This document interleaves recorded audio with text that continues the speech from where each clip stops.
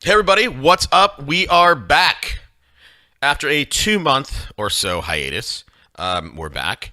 It wasn't supposed to be 2 months. I wanted to take July off because a lot of you guys are. Whether you take July off, you know, watching big blockbuster movies or July 4th barbecue parties, whatever it is, a lot of media companies take July off because we don't want to compete with Warner Brothers and the big blockbuster movies. So we took July off. We took August off for a whole different reason I'll share with you later. Now, first, I want to thank you guys because even though we haven't released an episode in 8 weeks, we're still top of the charts. I couldn't believe it. I looked just the other day, and normally we're like 100 in the world for business, and we dropped to 155. Okay, that's fine. So I appreciate you guys listening and reviewing and rating the show. That really helps. Now, I'm going to tell you a little bit about what I did this summer, and I'm going to do it just because I think we're friends. A lot of you guys, when I see you guys, when I meet you guys out in the world, you guys get to have a sense of who I am, and I trade emails with a lot of you guys, so I have a sense of who you are. So I'm going to share with you what I did this summer. Now, if this is the first time or the first few times you've listened to this show and you don't want to hear me give you my fourth grade what I did this summer summary, just skip ahead. I'm not going to hurt my feelings. Skip ahead. Go. Skip ahead. Get to the music. Get to the content. Today's episode is great. Today's guy is Lars Hedenborg. Great guy. Doing a bunch of stuff. Smart guy. A lot of nuggets in that. So, you guys skip ahead. For those of you who you guys are sticking around, here's what's up. So took it easy in July. And one of the things we as a family always look forward to throughout the year is we always do a summer family road trip. Now, we've been doing this for a long time, and after you do it for a long time, you start to wear out where you are. So we've worn out California. We've worn out sort of the western part of the United States. So we decided to go way north because, it's San Diego in the summertime. It gets hot, so I'm always looking for the trees. I'm always looking for the forest. So we decided to go to our ultimate destination was Banff. And if you don't know Banff in Alberta, Google it. Banff, Banff. It is crazy. The water is turquoise clear. I've never seen water like that other than in the Caribbean. The mountains. I've been at the bottom of the Eiger in Switzerland. I've seen the Swiss Alps. I've been in Chamonix, France. I've seen the French Alps. I've seen the Dolomites. What you see in Banff, those rocks, those mountains are scale-wise out of sight. They're crazy. The sky's bigger than anything you see in Montana. It is, even my 9-year-old, we're driving in Banff, he's like, oh my gosh, oh wow. It's that kind of a thing. But so here's the deal. So we flew to Seattle, and we did the whole Seattle thing. And Seattle's a great city if you've never been there. It's a really cool city. You can do it in a day and a half. Go see Pike's Place, go see Pioneer Square, go see the Space Needle, then you're done, right? Big stuff, done. So we spent a day and a half, saw Seattle. And we have our passports in hand, and we're driving now to Vancouver, British Columbia. Now, I've never been to Vancouver. So we're driving, and it's only about an hour and a half from Seattle to the border. So we're driving, no problems. Oh, okay. So we get to the border. We get to the border stop. And it took like 45 minutes to get through this thing, right? It should be easy. Americans going to Canada, it should be like a freeway. It wasn't. So we're at the border. I drive up to the booth, and I drive up, and there's a girl in the booth, and she looks pretty. She looks pretty cute, and then I stop and I really take a look at her.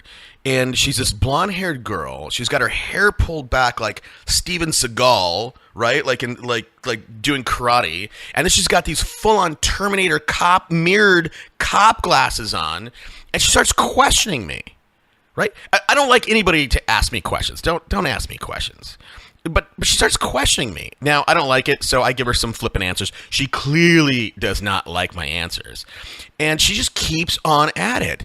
And I swear, man, I started to make, after about like 5 minutes, I started to get concerned. Like they're gonna go search our car. There's nothing in our car. But it was almost like trying to get out of East Berlin or like Nazi Germany. You know, she was like, why are you coming to our country? What are you doing? Where are you staying? Papers, please. And I was like, oh my God. I was like, okay, lady. All right. This is where we're staying. This is where we're going. So finally we get through, and it was a weird feeling. I'm just in Canada, but it was a weird feeling having to be questioned and hand over my papers to prove who I was. And then I get through the border.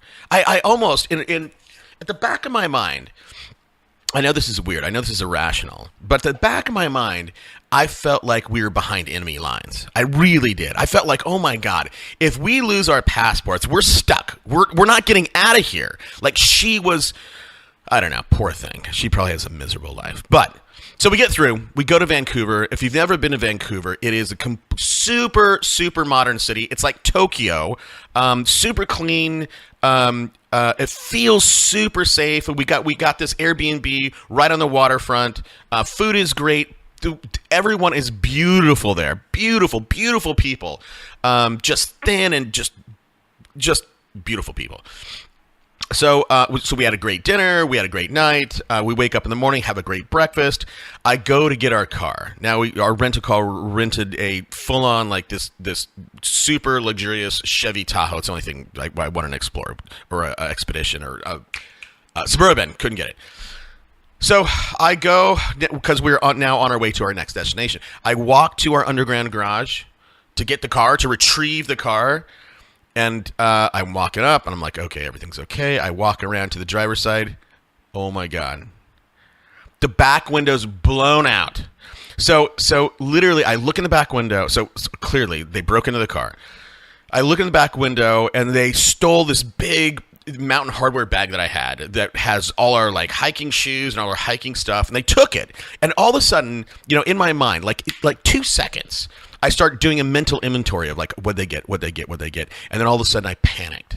And I started yelling in the garage like a kid with Tourette's because I realized in one second that I had left our passports and a bunch of cash in a black bag in the center console. That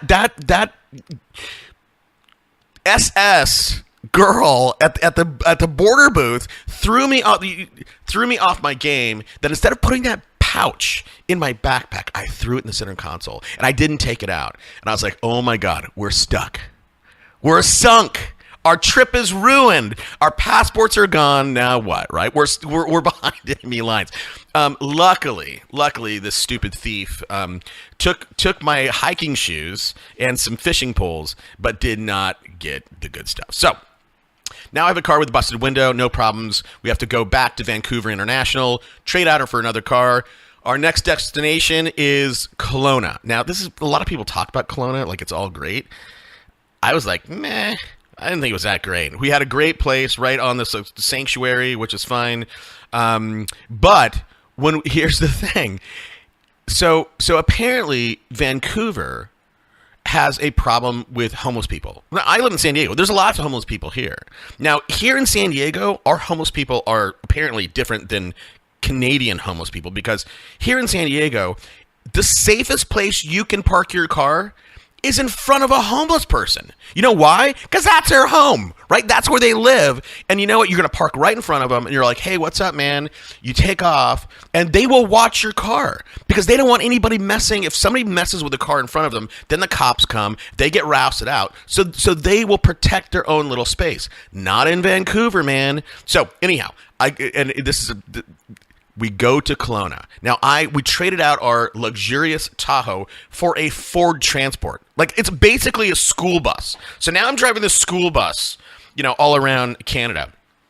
And so in Kelowna, where we stayed, there was an underground parking garage. And I'm like, dude, I can't make it in there. There's no way I can park in there. And I met the guy who owned the place. And I said, hey, can I park on the street? And he said, dude, don't park on the street. They're gonna break in your windows. I'm like, what is wrong with Canada? Like, everybody's breaking windows. Like, anyhow.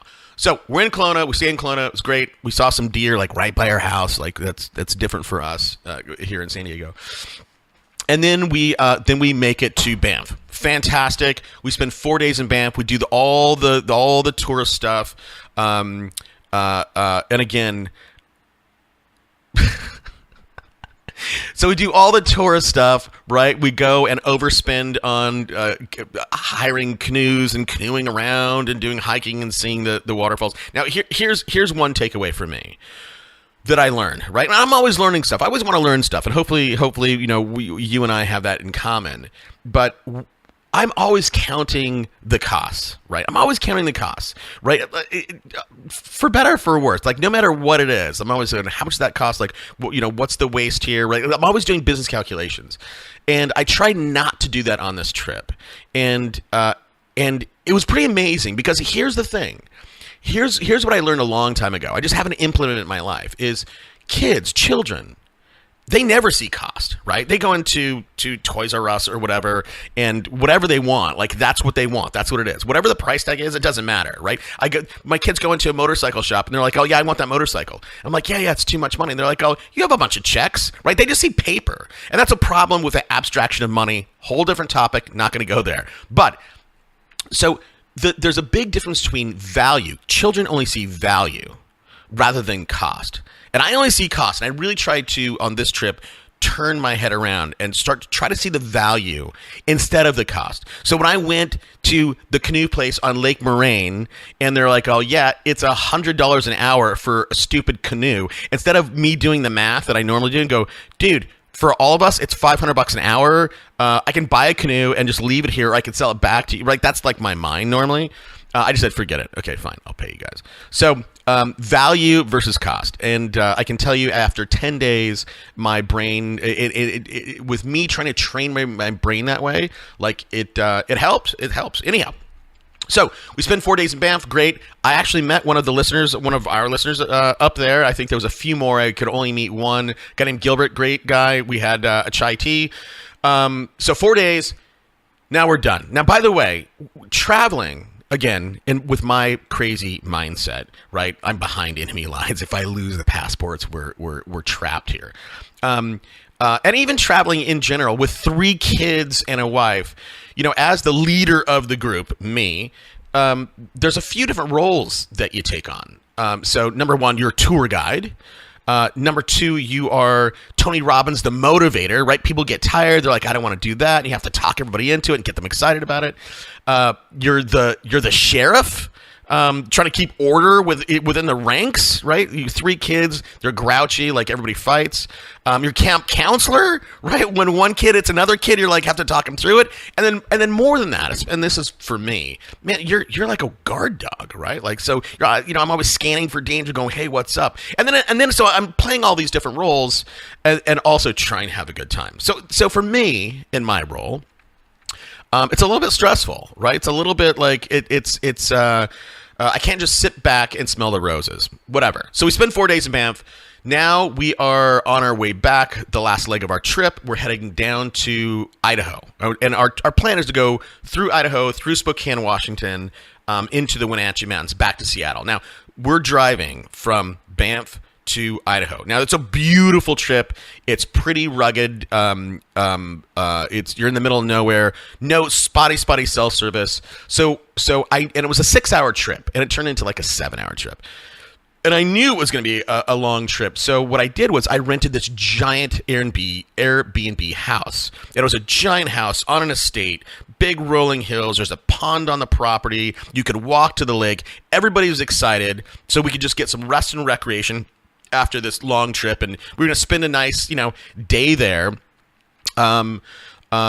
before we head back home. Now, I did that for 2 reasons. Number 1, this place is 30 minutes north of Coeur d'Alene, Idaho. Now, what I learned from some of my friends who know Spokane, which is very close, is Coeur d'Alene, Idaho, I didn't know this, is like the KKK capital of America. I would think that's in Alabama, not Idaho. But a lot of people warned me about that. So I said, dude, I don't want to stay in Coeur d'Alene. So we're driving to this big estate that we rented through Airbnb. I've had these reservations for 4 months at this point. 2 hours before we're going to check in, the host cancels. This crazy lady cancels, and I should have known it. She had no reviews, and I figured, okay, I'm the first guy there, no problems. I'll give her a shot. And apparently, I called Airbnb. I'm like, what am I going to do? I got 3 kids. I'm in the middle of nowhere. Where am I going to stay? Airbnb had no places to stay. They were like trying to route me 150 miles away. It's not going to work. Fundamentally, dude. So we stayed at these fantastic places all along the way. We ended up in Coeur d'Alene, Idaho, a place where I didn't want to stay. And we stayed at the Best Western Plus. Now, it's okay. Best Western Plus is fine. It was clean. It was fine. It was just hot in Coeur d'Alene. Right? There's 5 of us. There's 2 queen beds, right? Somebody's got to sleep on the floor. It just didn't work. We made it work. I can tell you this. One of the best dinners ever I had was at that Best Western Plus. It was so good. I forget what it was. Like the seafood thing. And I cringed at ordering anything seafood in Coeur d'Alene, Idaho. Seattle's one thing, but Coeur d'Alene, Idaho. Anyhow, I ordered it. It was fantastic. It was so good that I pulled stupid me, right? I was like, I got to talk to the chef, right? I'm thinking like, I'm acting like this is a 3-star Michelin restaurant. Like, hey, let me give the compliments to the chef. I called him out, but I really did. It was so good. I really wanted to thank him for it. And so I said, hey, I told my waiter, can you go get the chef? The chef comes out. Now the chef comes out. And he's like, oh, what's happening? He was like, nobody calls me out, right? I call him out. And he's one of those guys, for better or for worse, right? He's got one eye looking at you and the other guy looking left, right? Scanning for danger or something. And and again, I'm not making fun of these people. It's just, we've all had this situation where this guy's looking at you, you're like, which eye do I look at? Like, what exactly is happening here? So I told him it was great. I told him he could win contests. He could beat Bobby Flay, whatever. He loved it. He was happy. I made his day. And we moved on. So we left Coeur d'Alene, cruised down through the Wenatchee Mountains and through this dense forest of Wenatchee outside of Spokane. We rented this A-frame. Now, in the pictures of Airbnb, this A-frame, it looked spooky, man. It looked in the woods and all alone and spooky and just cool and isolated. That's why I got it. Anyhow, you get there, pictures are one thing, real life is a whole different thing. It was like on a freeway. I didn't sleep all night because it was on a freeway. Whatever. So we get up 4 a.m, get back to Seattle. We get back home to San Diego, and one of the reasons, I'm going to back up for a second, one of the reasons we went to Banff is, so my wife is a huge fly fisherman, right? Fly fisher girl, whatever. She likes to fly fish. And I love to fish too, and the kids do too. So we took our fly fishing poles. So we get to Seattle, I lock down all the fly fishing poles are in tubes on our bag, and I got a brand new big bag while we were in Coeur d'Alene. And we had a layover in San Francisco, and I felt it, man. I felt it. Every time on this trip, something went wrong. I felt it. My gut told me something, like, this is my gut. Like, I felt it in my gut every single time. I need to learn to listen to my gut a little more. In fact, Jack Welch, the GE guy, wrote a great book called Straight from the Gut. Like, he did everything just based on his gut. And I need to trust my gut more than rational facts. Anyhow, so we check everything in. Finally get to San Diego after 9 or 10 days. We're tired. We're worn out. We get our bags, and we did all just carry on except for our one bag with our fly fishing stuff. And guess what happens? Yep. The bag comes. No big canister on the top. Now, by the way, these poles are like 400. My wife's is like $800, which is that's the big one that was on the top, and mine's like 400 that was in the case. I got mine. She didn't get hers. Bummer. So then I have to figure this out with San Diego Airport. At the end of the day, it all worked out. It was a great trip. That's why, you guys, I took July off. I got back, and it was one of those trips where you're more tired when you get back than when you left. So, and then when I got back, I decided to take a couple days off, and then I got sick. And one thing led to another, and I was bedridden for a couple weeks. So you guys have not. I'm back. I'm much better now. You haven't heard from me. So that's it. I hope you guys had a great summer. I would love to hear about it. I hope everything is well. Let's get to this episode.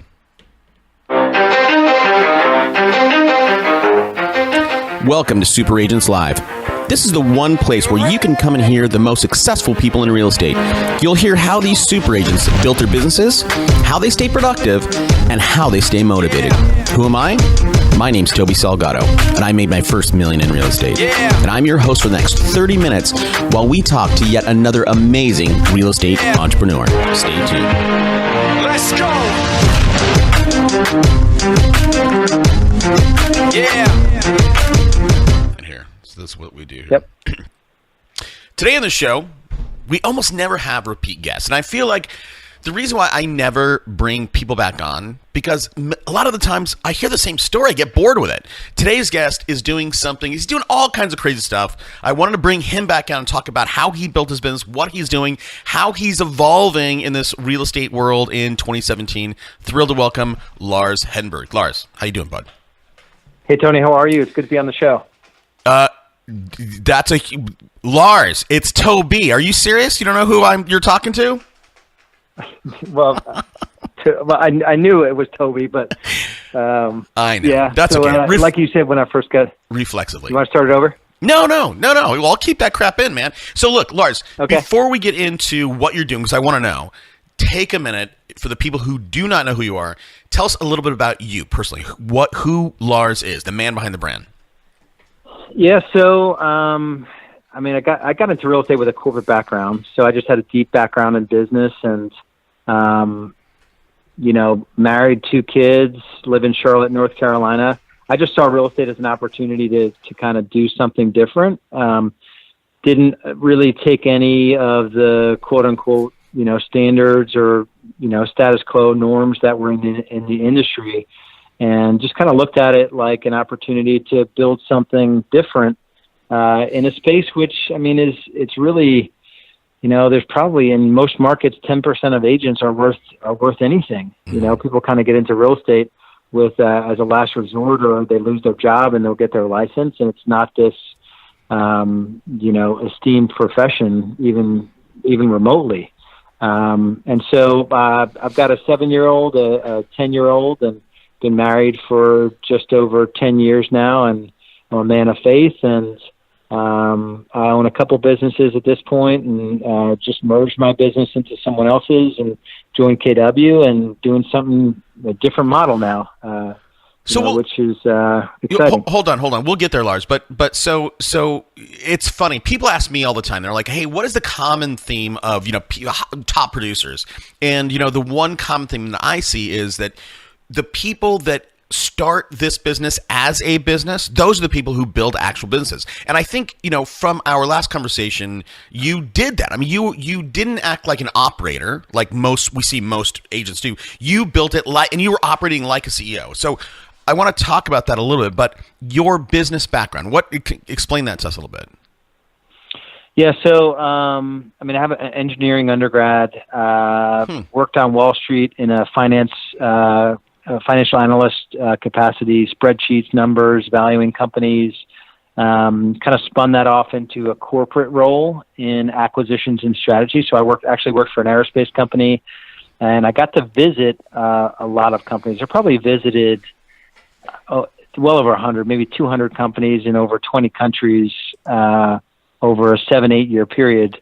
And just got really, I love business, and I love everything about business. And I love, we really focused on acquiring small businesses, and just some of the things I saw in that, there's a lot of just dysfunction and unhealthiness. And when I got, basically I moved here to Charlotte from New Jersey, a corporate relo for that position. I got into investing, and got really close to my real estate broker at the time, and he sort of introduced me to a career in real estate, and really quickly learned that I don't want to do the job, the day-to-day work of a real estate agent. And that's kind of where the stepping out of every position on the team came from. But it really was from that background in business that there's got to be a better way. There can't possibly be one person that's created to do the 15, 20 positions of that's required to help buyers and sellers. Right. And kind of just starting from that common denominator, the belief that I could break this thing up into all the different roles and still have a good, reasonable return at the end of the day and provide a better experience to buyers and sellers. Yeah, no, this industry is crazy because everybody thinks they can be the captain, the cook, and they, well, not only do they think they can be captain, cook, and janitor, they default to it. So you, with your sort of consultant viewpoint, right, getting into companies, M&A, looking for where other companies are failing and where there's opportunity, did you just completely trip out when you got into this world? And this industry has made more wealth or created more wealth than any other, but it's so static. It still is like 1950 in a lot of ways, except that now listings are online. Was that just amazing to you? Yeah, and it's funny. It's for all of those reasons that I love the industry, because it is so slow moving. There's always talk of disruption and what Zillow's doing or what Realtor.com, what all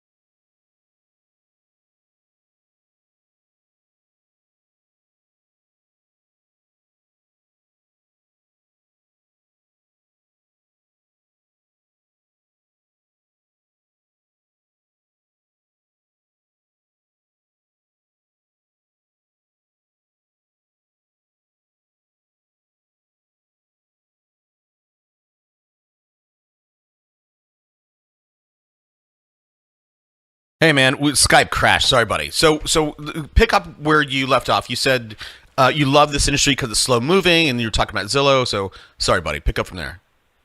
Yeah. So the cool thing is, for all of those reasons, the fact that there are amateurs in the industry, the fact that commissions sort of remain at this mythical 6% in most markets, and co-brokes are 50-50, and teams pay out if they hire an agent.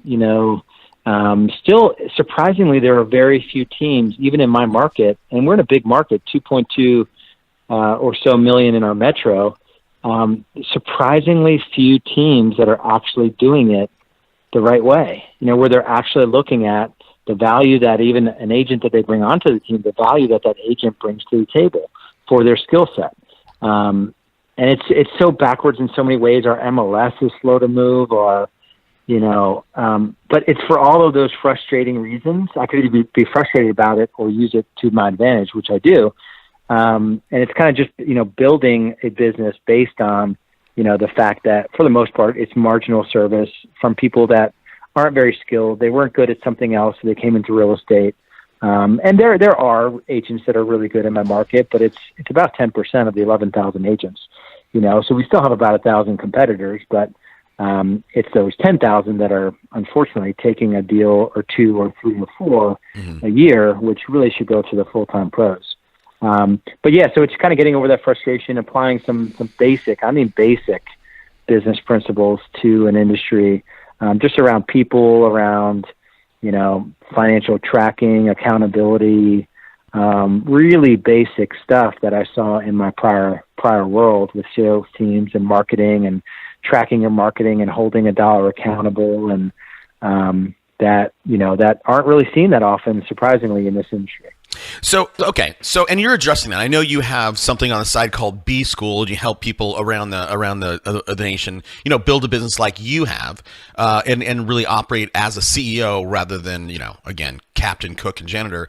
What are some of the things that for the people listening right now, Lars, that go, I want to build what Lars is talking about. Where should they start? I mean, is it a mindset thing? Is it a functional mechanical thing? Where should people start? Yeah, I mean, we call it, there are like six key drivers, and the foundational driver is the roadmap. And a lot of times, and I even see this with team, someone that gets busy and they want to start a team, they don't really know what they're starting. So they don't even have the end in mind. It's kind of like that quote, begin with the end in mind. They don't know what the economic model is going to look like. They don't know value-based commission splits. They kind of don't know what the thing's going to look like. So the first thing, you have to know what you want to build.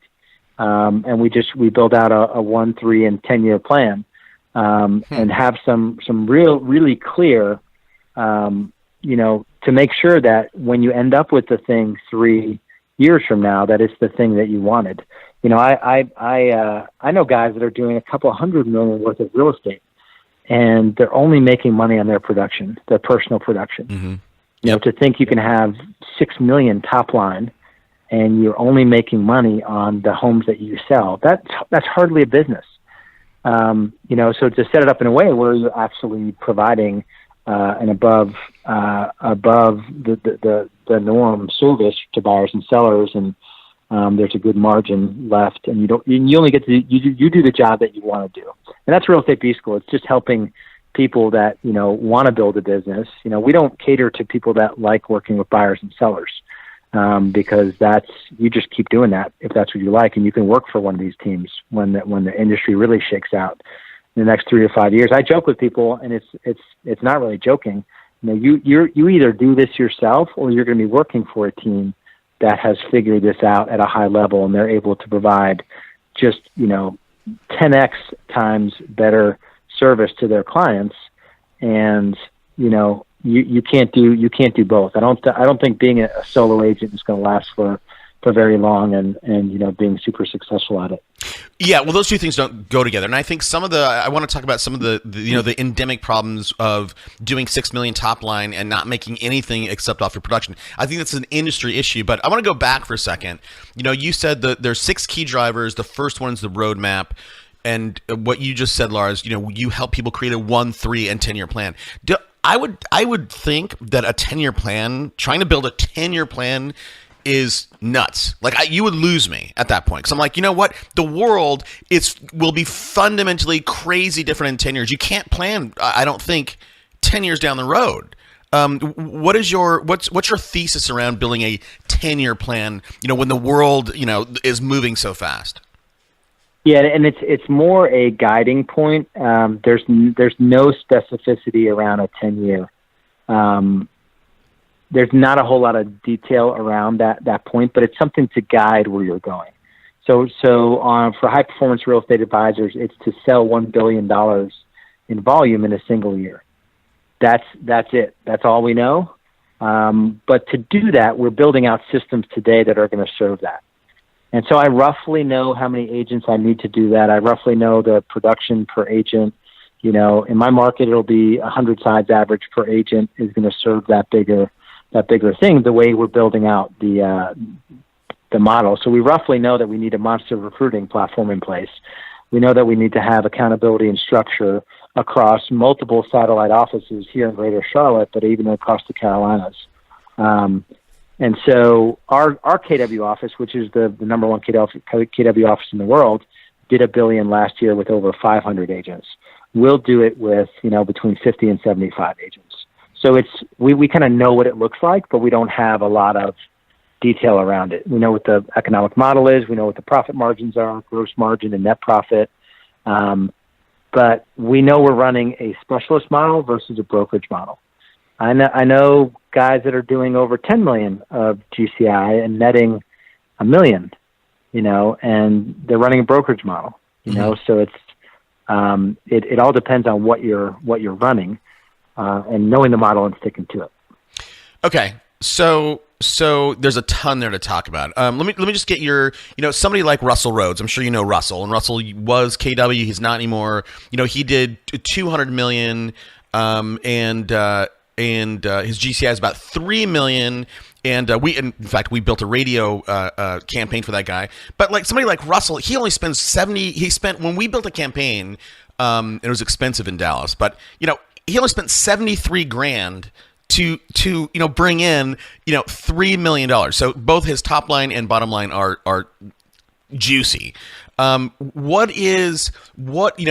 If you look at that team that's doing 10 million top line and only netting $1 million, what's the problem in that model? What's the problem in how they've built their business? Was it just the model brokerage versus? Sorry, buddy, go ahead.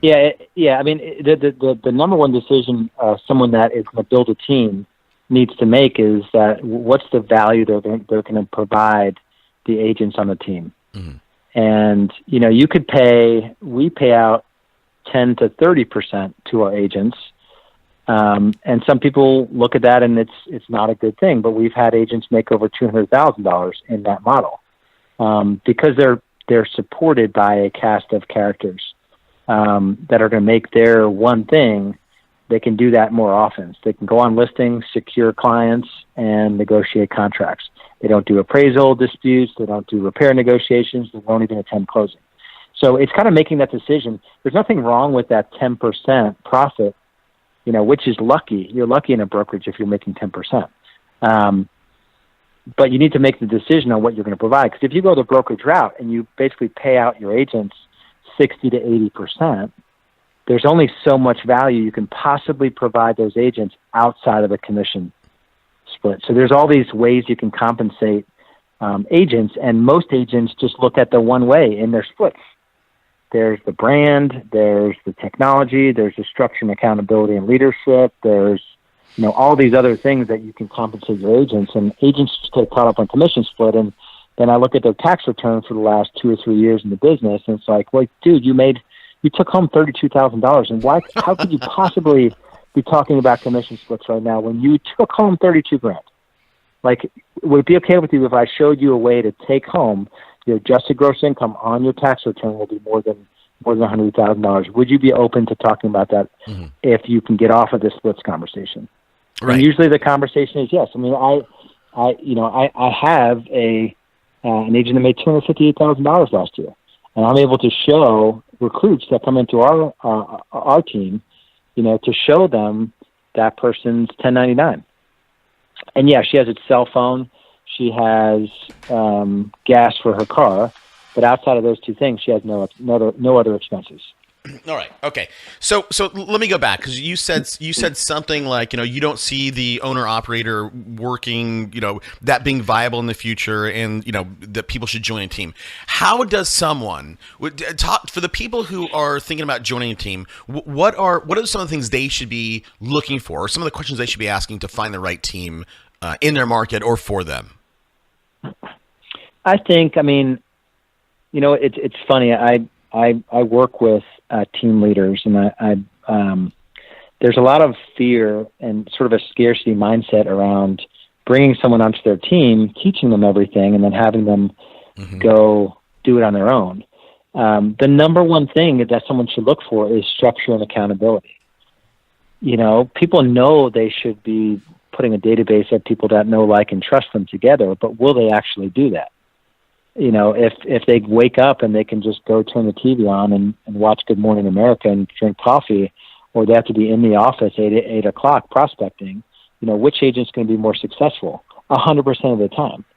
So I think the number one thing, I hate to say it, but is structure and accountability. Obviously a culture that they fit with. We have a very specific culture, and our core values are meaningful. So a culture that they fit in with, and training. There's this craft of real estate. When you find a position that you're good at, I do think a specialist model is helpful. Either people naturally migrate toward helping buyers or helping sellers. We also have, inside sales, inbound and outbound, and showing agent. So we actually have 5 positions on our team for a salesperson. And just making sure there's actually more to the team than you're just getting some Zillow leads, or you're getting, some pay-per-click leads, because that's not what the business is anymore. No. It's more personal than that. And so I think it's just structure, accountability, leadership, culture, okay, and training.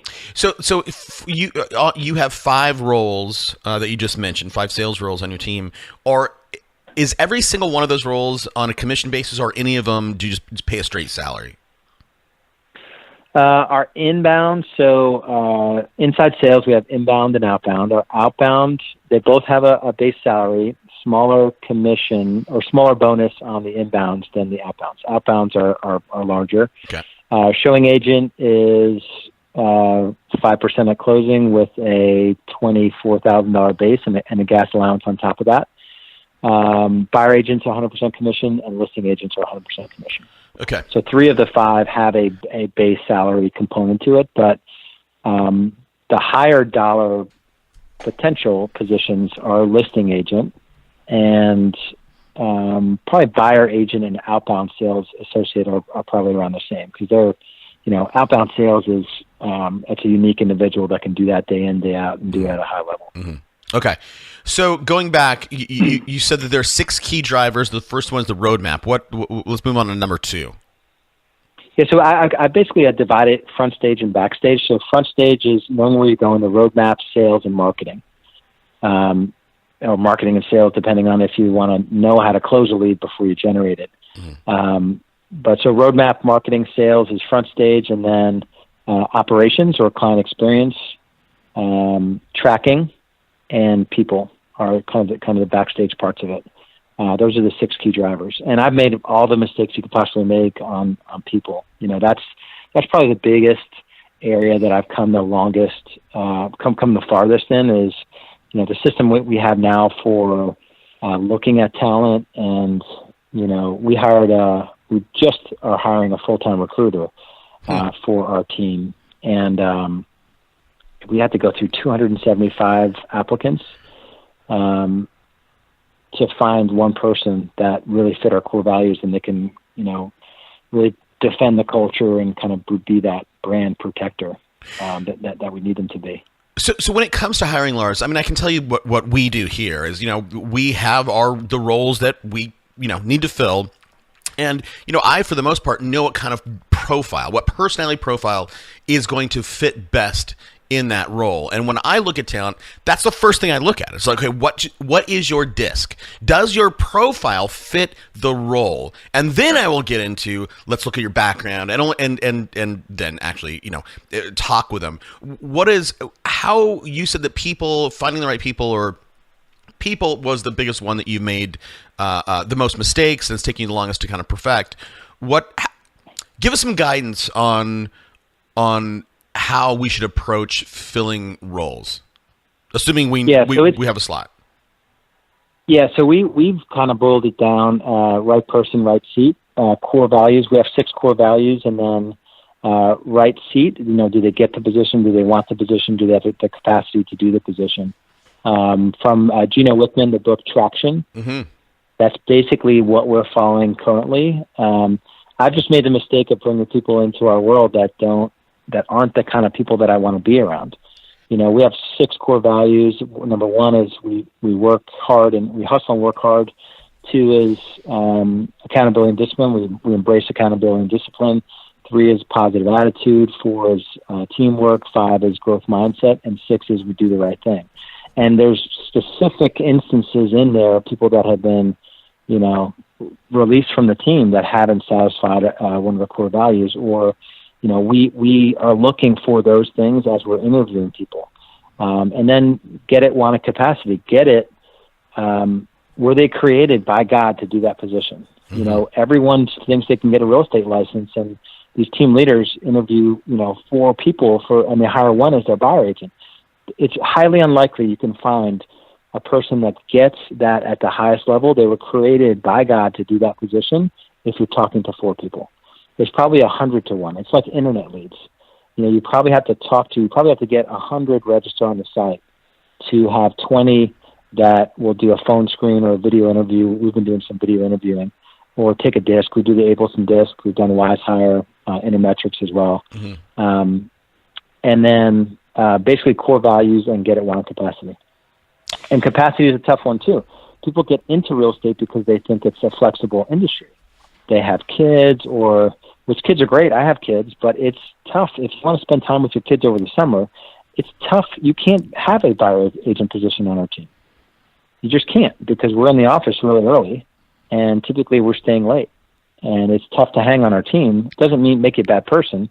It just means that, the reason you got into real estate is so you'd have flexibility in the summers to not work. Right, for sure. And that doesn't happen in real life. That's not a real job. That person doesn't have to make money. They'll want it. Like, you have to want the position. My best performers have been the only incomes for their families. And, the industry revolves around I think it's still a late 50s female, mm-hmm. that it's their second income. And I don't have no use for that person. Send me to HR jail, but someone that doesn't need the money, that doesn't probably understand technology, and I just don't. They're not going to fit in our culture. Right. And so just being clear, whatever it is for you, be clear on it, and only let those people in, and then have a process of weeding them out every quarter if they're not a fit. Yeah. So, and I get in trouble all the time on the show because I say, I think according to NAR, right, the average agent is a 57-year-old female, and I will commonly say, like, that 57-year-old female, and it's got nothing to do with gender, but they barely know how to work email. They're not going to be able to get in your CRM and really make that thing sing. So I want to stop or take a pause really quickly. Everybody, the book that Lars just said, I highly recommend. You should go get it on Audible. Gino Wickman, Traction. It's a relatively dense sort of book, but you can get a copy on us. Just go to audibletrial.com/superagentslive. Sign up, and Audible will give you a free trial. So going back to what you said, Lars, contrasting that 57-year-old person who doesn't know how to work technology, as a second nature. How it's hard. Look, as you know, right? A players hire A players. But even for me sometimes, right, I will get fooled by a B or C player because I like them. I'm like, hey, you may not today be created by God for this role, but I mistakenly believe that I can train them, right? Where they have holes, I can fix those holes. How do you as somebody hiring for a role, how do you resist that temptation to go, I can fix you, right? I like this and this about you. This isn't right, but I can help build that up in you. Yeah, I have two thoughts around that. My pastor had a sermon on it was called The Power of Pre, and it we all look at the post, and literally to Facebook. We're not looking at the preparation that goes into. But one thing that he said was, you want to look at someone's patterns, not their potential. And that stuck with me like you wouldn't believe, is that I've always wanted to look at people's potential. I just have a big heart, but when it comes to hiring, you want to look at their patterns. So it's a big enough risk to take a career changer, onto our team. So if they're going to, everyone we look at are career changers now. Very rarely does someone have their license before they join our team.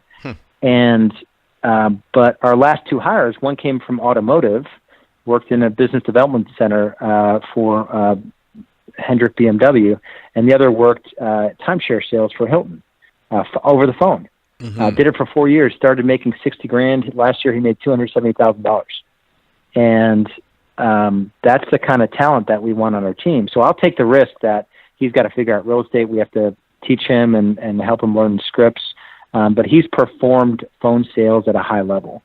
And so I've got no doubt that we can take him over. So I think it's looking at someone's patterns and their personal patterns as well.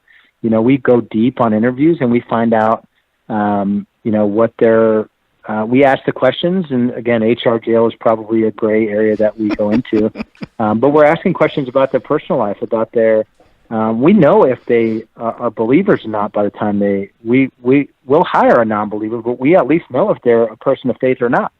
Not that every person that believes in God or Jesus means something, because some people will, drown kittens and they say they believe in God, but we really get to know them personally. We do a spouse interview. If their spouse is crazy, we probably don't. We do a group interview. We have other people on the team sort of poke at them. Another good book, Patrick Lencioni, The Ideal Team Player, the Hungry, Humble, Smart. That's something that we've really taken to heart. If you Google Ideal Team Player Interview Guide, if we can find people that are hungry, humble, and smart, and there's questions on each one of those that you can ask in an interview. We have one interview that's just a hungry, humble, smart interview. Just a gut check to make sure this person is like super hungry, they're super humble, and they're super smart. Those are the kind of people that make great team players. And we really only want team players. We don't want the solo people that can perform at a high level, but everyone hates to be around them. Interesting. So hungry means you have hustle. Hungry means you're. And look, I think that hustle outperforms everything else. And I think the way that I just interpreted your pattern making or your pattern viewing is if you have hustle, like that kid who sold timeshares, dude, that's hustle, man. You got to do that. And if you just give him a higher ticket item like real estate, the guy's going to kill it. Okay. So I think roadmap, 6 drivers. We talked about 1 and 2. Maybe we talked about more. But what's next on the list?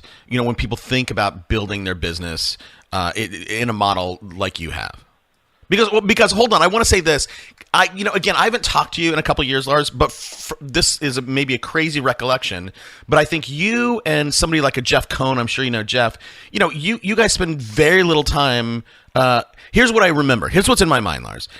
You came on and said, I work about 2 hours a week in my business. And is that inaccurate? Am I thinking of someone else? Yeah, at the time it was Tuesdays. I worked Tuesdays. Okay. Yeah, perfect. Okay. So what's next on what's the next driver? Well, literally the next driver, or the things that people need to focus on if they're going to build a team. Okay. No, I'm asking you the question. Oh no, you look. You're the guy. You tell me. You tell me what's next. People should plan.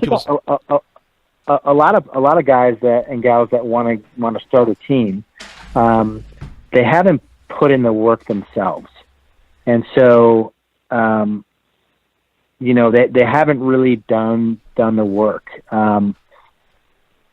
There's you have to kind of go through the steps. I see a guy here in my market. He has 22 agents on his team.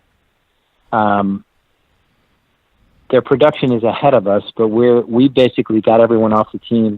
I took on a business partner, Thomas Elrod, and we're building this $1 billion thing.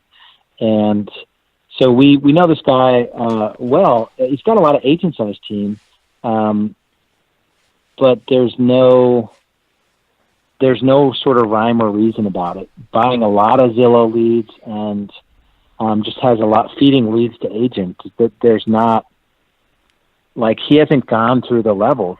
And I not to pick on him because he may or may not be doing fine. I don't know about his financials, but it's you need to hustle yourself for a couple years, sell a lot of homes, hire an assistant, then get out of all the admin stuff, then hire a buyer agent. Get out of working with buyers, hire 2 or 3 more buyer agents, and then and only then may you possibly consider, getting out of listings. There's so much sort of instant gratification these days. I feel like, there's companies that are selling that can get you all listings you want in your market through predictive data, and I'm like, I just don't think it works that way. There's no fast way to any of this. If you don't build it on a foundation, it's going to be nothing. Literally some of these teams, without the person in it every day, the team would fail to exist.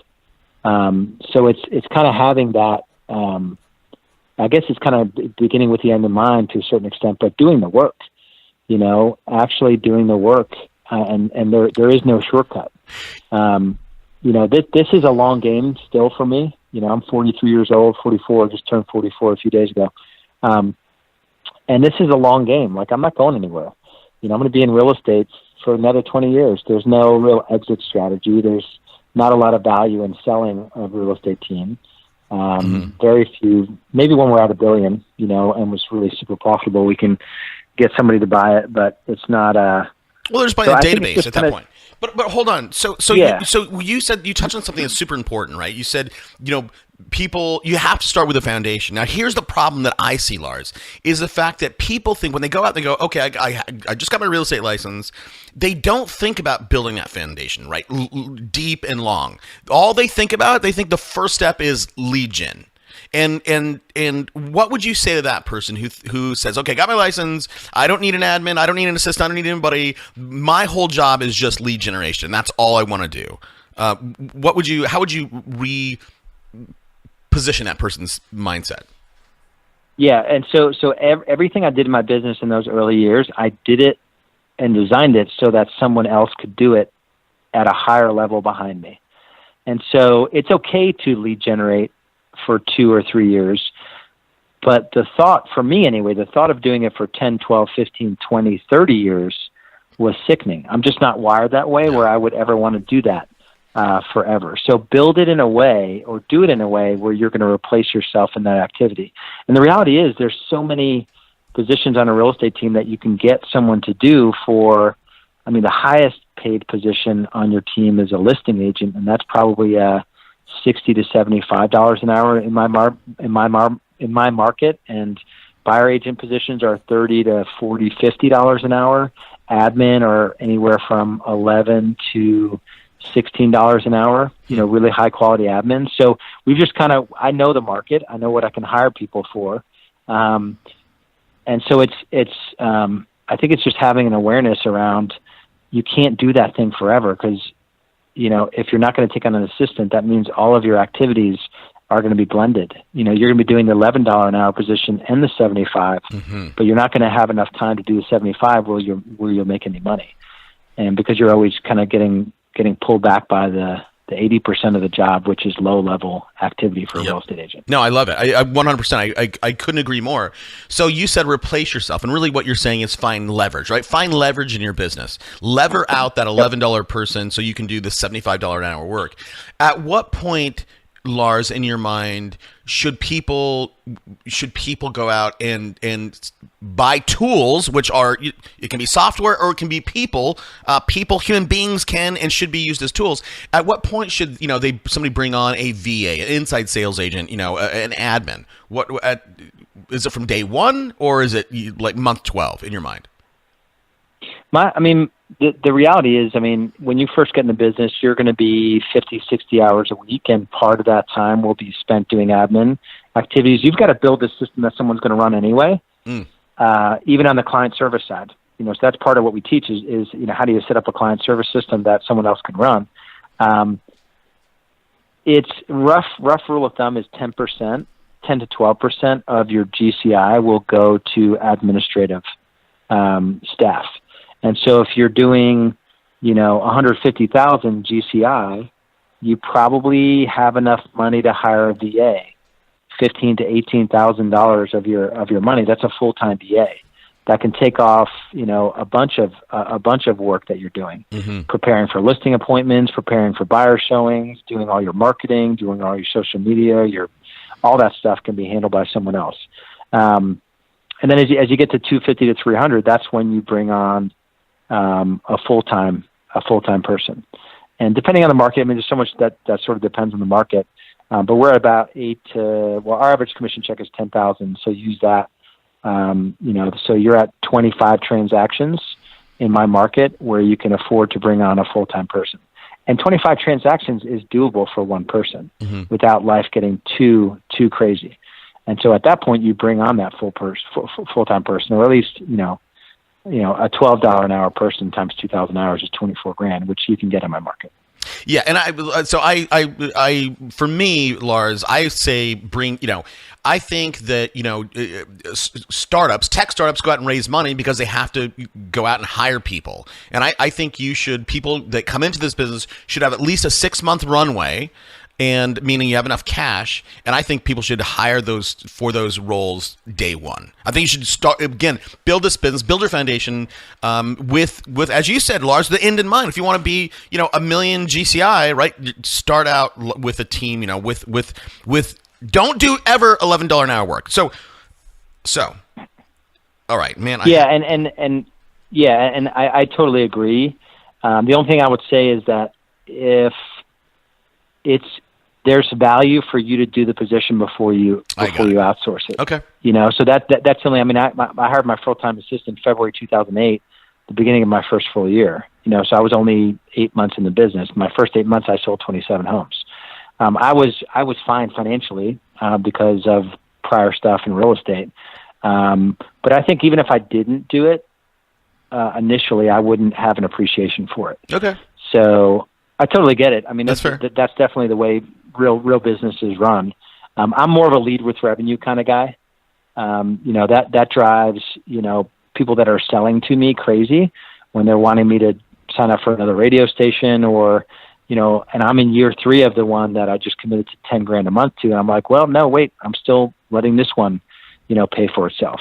I'm like, what do you mean you're letting it? You got 13 deals already this year from it. I'm like, yeah, but it's not at the 5 times, return that I want after I pay my agents, and they don't understand it. They don't understand my model, but my model leaves to money in my bank every month. And that's the way I want it. My business only exists to serve. Yeah, we serve our clients, we serve our team members, we do all of those good things, but it's to make the owners have a systematic way to increase their net worth at the end of the day, because we're taking the risk. Mm-hmm. Yep. 100%. So let's talk about ROI and return, because I recently had, and I don't know if you know this, Lars. Do you know we have a radio agency? We put people on radio and television. We compete against your guy, or your guy competes against us. Yep. No, I do know that. Okay. So I bring that up only because I recently talked with a person, and I'm not going to say his name. I'm sure you can figure out who it is, but he is in your B school, and he's in Atlanta, and we were talking about the Atlanta market. and I told him the returns that he can and should expect from something like radio, and he said, and I was saying, hey, look, if you can get your mind around a 3 to 5x return, you're okay. And he said, hold on, Lars has taught me that I shouldn't do anything in terms of marketing unless I can get a 7x return. Is that accurate? I mean, talk to me about your mindset around, a 7 or 10x return on a marketing / advertising outreach program. It all depends on the lead source. So, I mean, we have lead sources that'll do 20x. We have, first year on the station, I'll be lucky to do 2 times return, and it depends on what you're talking about return. So if you're talking about after you pay your agents or GCI divided by expense. So GCI divided by expense, if you're paying your agents 50% and you're talking about Zillow as a return and you're 2 to 1, you're actually just covering your expense because you're paying out 50% to your agents. Mm-hmm. So it really depends on what you're talking about. Rough rule of thumb, when you're scaling your business, 10 to 12% of your GCI should go to marketing. So if you look at it, just a GCI to dollars spent, it should be 10 to 1. That's before you pay your agents. Okay. And it depends how much you pay your agents. So there's a lot of moving parts in that statement. I don't think that I've ever said 7 is an absolute, because I never speak in absolutes, because you don't turn anything on it turns into 7. One of my stations will do 7 to 8 times cash on cash returns, or after we pay our agents, and the other one's still in the 3 to 4 times, and we're in 3rd full year with Bob and Sherry. So it's like a portfolio. I know the return on all of them. We're able to really accurately source about 95% of our deals, and so we know exactly what led to what and what we spent, and so there's no absolutes. I mean, it should. I think 6 to 8 is probably where it will blend out if you're running a high level and you're really holding your dollars accountable. Okay. But 3 to 5 times is not a bad return, especially if you're doing all the listings and it's increasing from there. Okay, perfect. And again, there's a billion things you and I can talk about that I want to talk about tracking. We just don't have enough time, so we have to start wrapping up. So look, Lars, you've been at this a long time. You've built a very successful model. You're doing all sorts of other stuff. What's something I didn't ask you that we should talk about?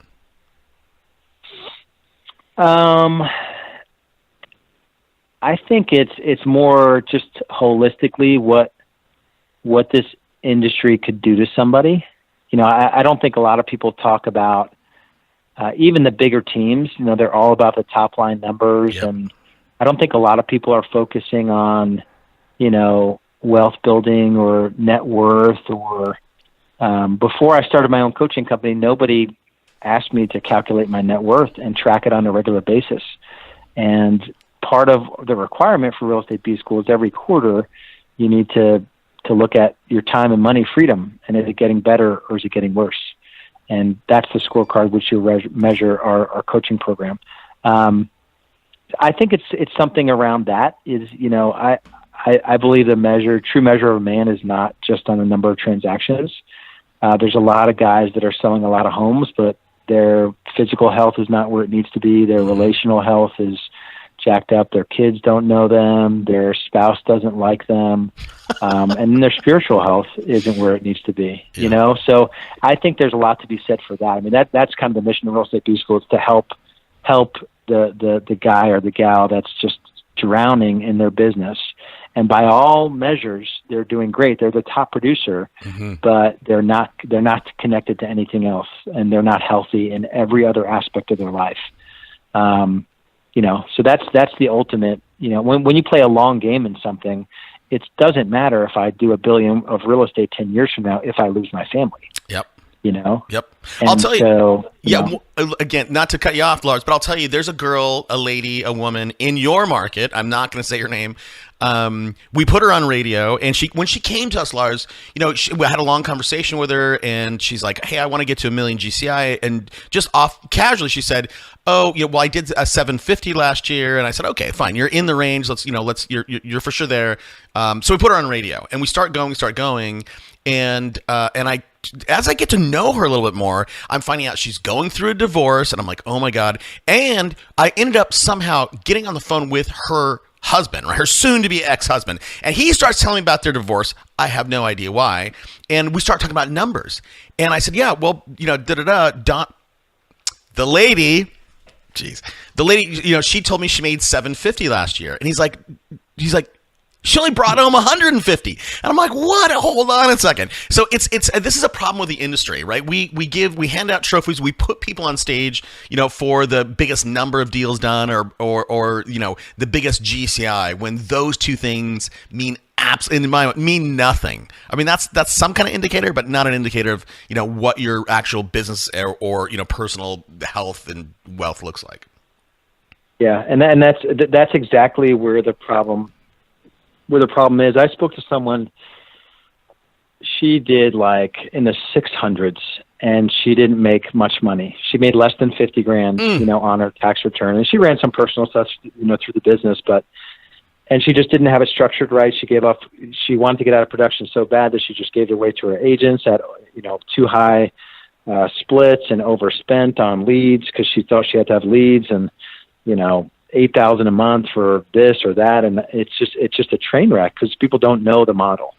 And so, the true measure is it's not only money. I mean, it's time, it's freedom, it's just a little bit of mental clarity to not be just sucked into transactions all the time. That will kill any marriage, any relationship, your health, your faith, everything. So I think more conversations need to be had around all of that stuff, and this business is underlying. We're helping buyers and sellers, but if you're a competitive person, you're going to get wrapped up into all this stuff that means nothing at the end of the day. 100%.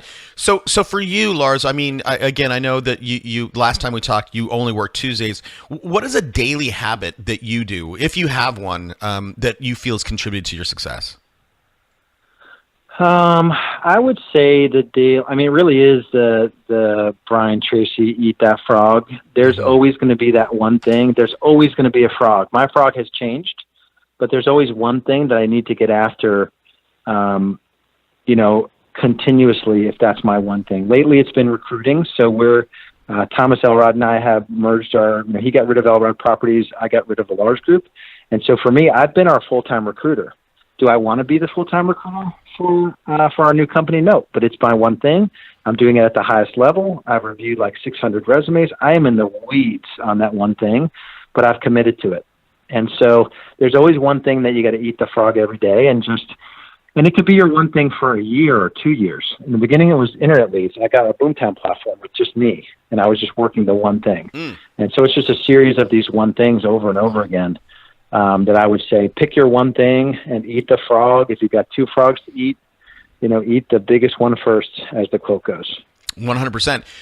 So really quickly, for people, we have listeners everywhere. There are people in Charlotte listening, and maybe they want to join your team. What if someone calls you? Let's say I was in Charlotte and I said, "Oh, hey Lars, I just heard your talk with Toby. You sound like a great guy. You sound like you're building something exciting. I want to be a part of it." Would you say your value proposition is to recruit somebody, either a top producer away from another team or that person that is hungry, humble, and smart? What's your value prop? Yeah, for us, it is, we have a 100-day training program that's paid. And so any one of those 5 sales positions, you're paid to learn, which is pretty cool.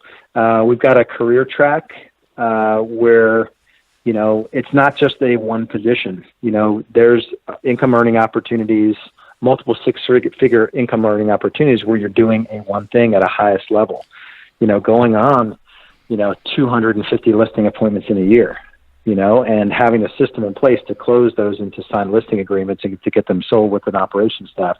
So we're just dissecting all of the different positions. And just reach out to me. My contact information will probably be on this page here. And just reach out to me. We're looking for career or industry changers for the most part. I don't have a lot of use for someone who's been in the business for 10 years and, they probably have their own opinions about splits and all that stuff. And even though they only made, $40,000 last year, they're going to argue with me about a low commission split. I have no patience for that. You don't have time for that crap. Well, so hold on. Where do people find out more about you, Lars? I mean, Lars Hedenborg.